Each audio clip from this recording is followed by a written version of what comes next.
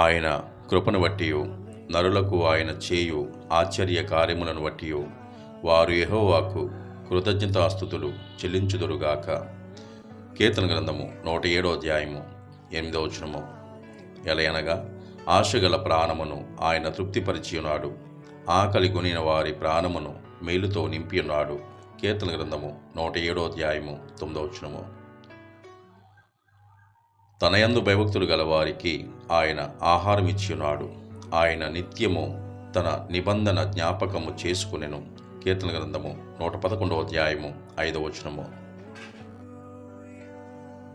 ఈ పరిశుద్ధ వాక్యములు తండ్రి దీవించునుగాక. Amen, amen, amen. ప్రార్థన. భూమిని ఆకాశమును సృజించిన సర్వశక్తుల దేవా, మీకే వందనాలు. గడిచిన దినము నుండి ఈ ఉదయకాల సమయంలో మమ్మల్ని సజీవంగా ఉంచినందుకు మీకు స్తోత్రాలు. ఎంతమంది అయితే ఈ వాక్యాన్ని వీక్షిస్తున్నారో వారి కుటుంబాలకు ఆశీర్వాదం నివ్వండి.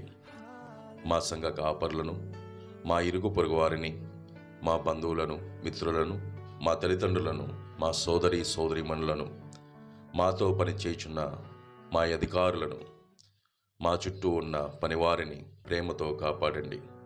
ఈ దినమంతయు ప్రేమతో కాచి కాపాడుస్తారని, మేము చేసిన పనులన్నింటిలో ప్రయాణంలో మాకు తోడుగా ఉంటారని మా ప్రభువును మీ ప్రియకుమారుడైన యేసుక్రీస్తు వారి పేరట బ్రతిమాలు వెలుగుచున్నాం తండ్రి.